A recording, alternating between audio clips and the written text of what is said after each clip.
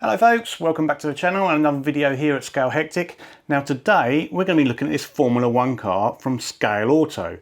Now I'm not particularly a fan of Formula 1 slot cars, they're kind of too breakable and they're sort of unrelatable really. But this one really caught my eye, and it caught my eye because I really like the Scaleauto Mitsubishi Evo that we did a few weeks back, probably a few months back now actually. And I wanted to see how Scaleauto did a Formula 1 car. The last Formula 1 car that I really had was way back in the sort of early 2000s, and I think it was a Mika Hakkinen McLaren, so that gives you an idea. And it was Scaleauto's ones, and they weren't very good. But this, yeah, the livery on this one really caught my eye, and I really wanted to see how they packaged the motor and everything inside what is a very slim design. So let's take a look. Packaging fell out.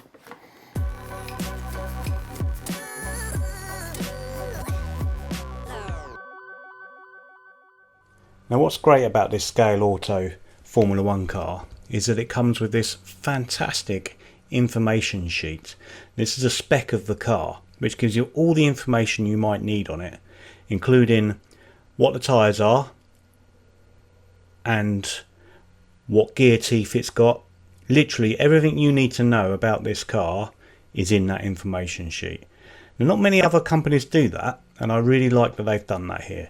Not only that, on the other side is all the upgrade parts and spare parts that you might need to order for this car, keeping it on the track, keeping it running and tuning it very easy with lots of upgrades.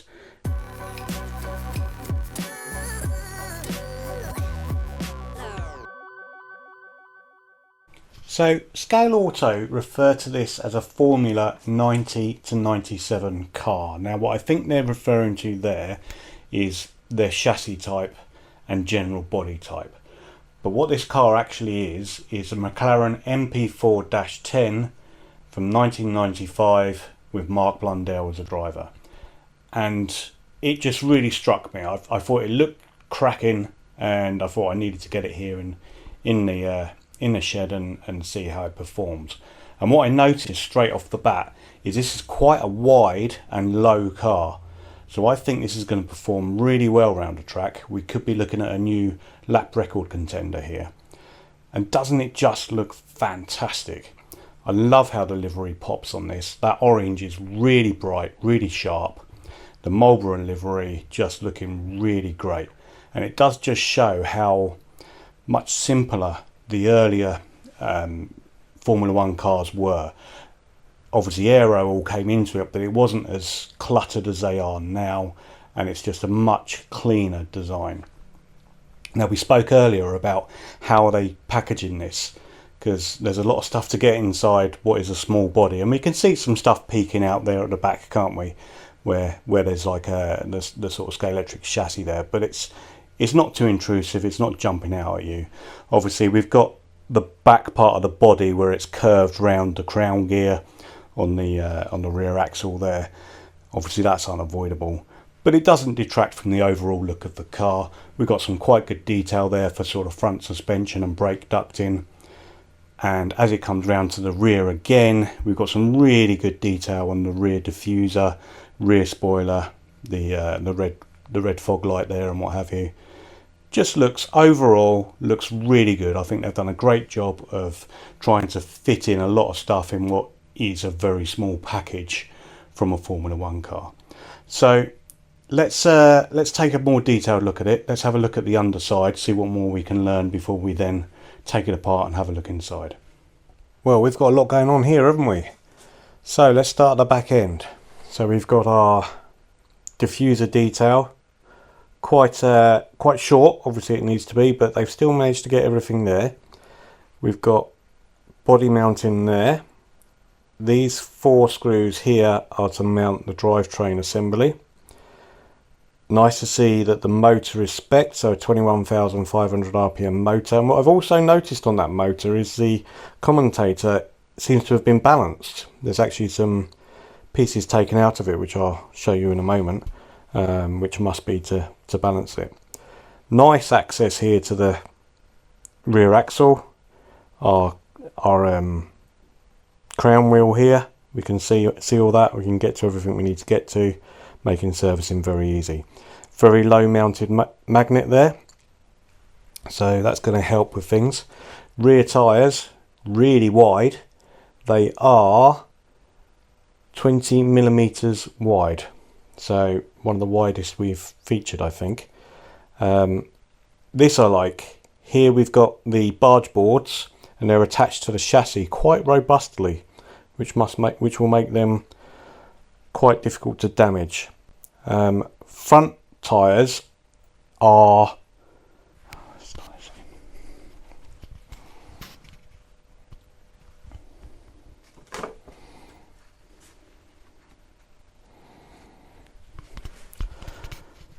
well, we've got a lot going on here, haven't we?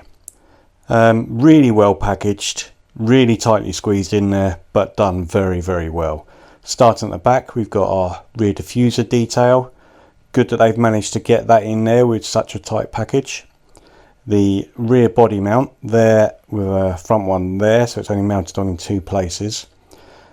Really good access to the rear axle there. We can see everything we need to see there. We can see the crown wheel, pinion, all really nice and easy to get to.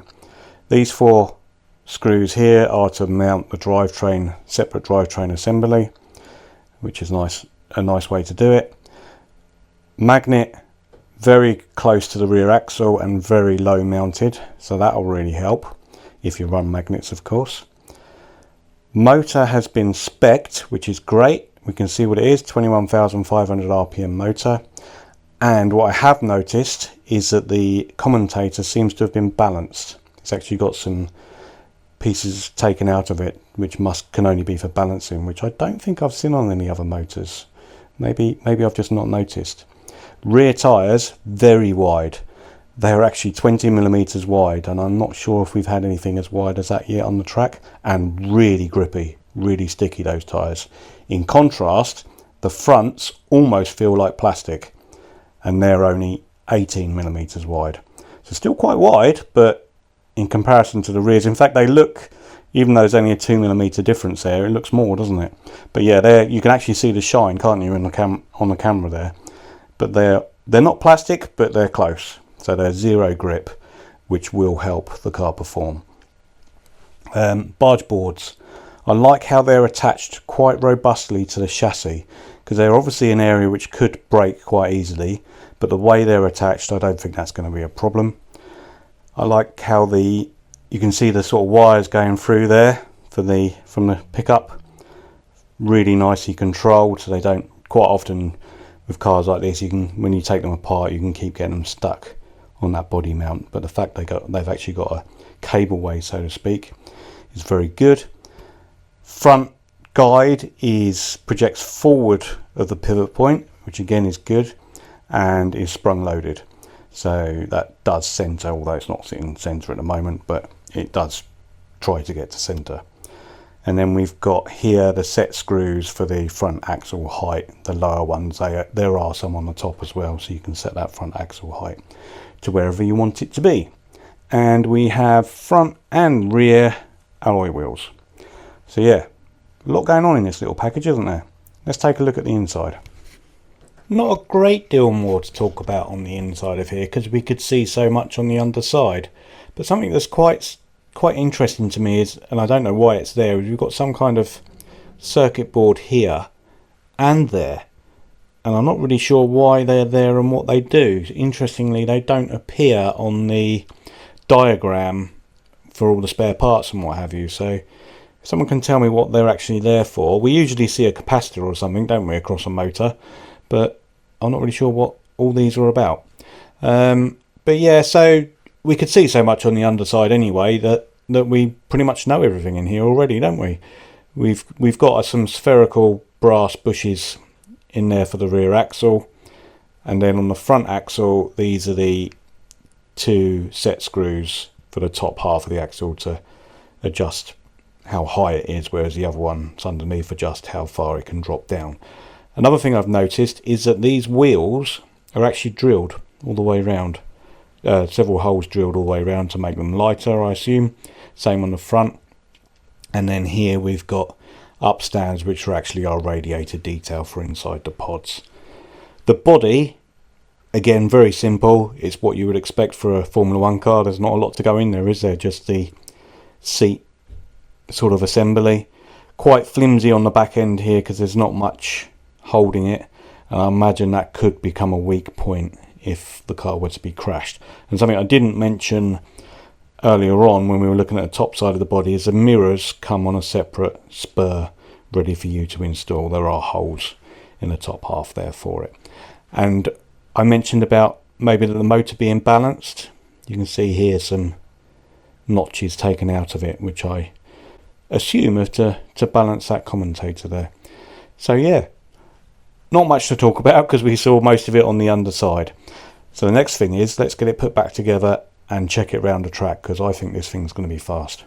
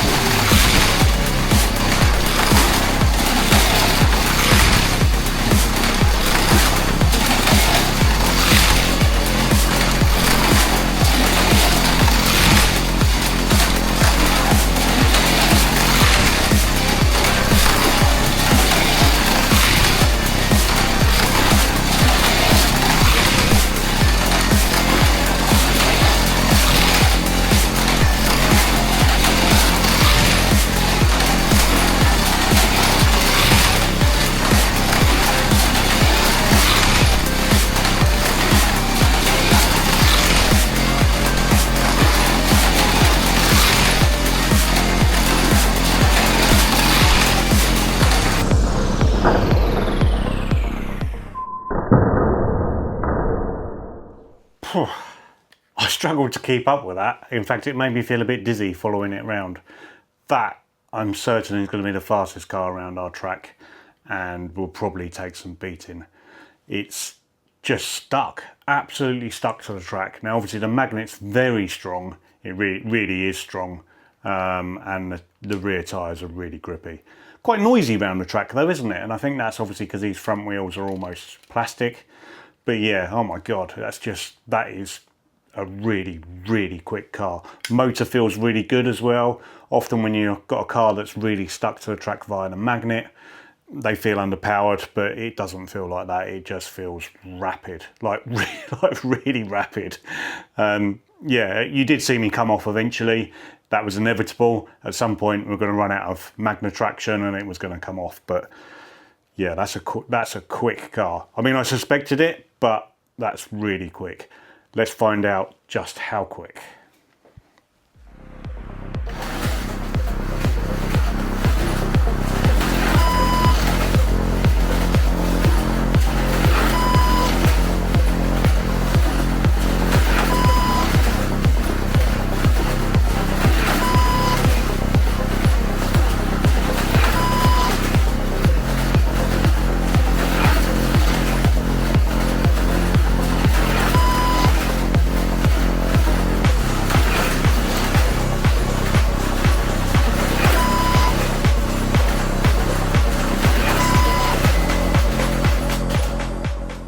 Well, as I expected, 3.24 second lap, which is way out in front. That's a really quick car. I don't know if we'll ever beat that. Maybe with tuning we can get it even further away. I haven't done anything. I haven't tuned any tyres. I haven't done a thing. But rewarding to drive? Not really. It's just stuck. It's mind-boggling to drive. It kind of like trying to follow it around this track makes your eyes go a bit nuts. So what I might do one day is try this without the magnet and see if it becomes the fastest non-magnet car, because that would be interesting, wouldn't it? I think it might even do that as well. Or even with a not so strong magnet, just so you can be a bit playful with it, because at the moment it's just stuck until it's not. And parts of my track don't have barriers on, so I had to be careful, especially on the corner between the two straights because there's no barrier on there, and if it comes off there it's going straight onto the floor, and no doubt damage would ensue. But impressive, very, very impressive. I like it, and I want to play with it a bit more and fiddle with it and make it a bit more rewarding to drive rather than just stuck. But yeah, these are good. Get yourself one. Catch you on the next video. Thanks for watching, and yeah, see you again soon. Bye bye.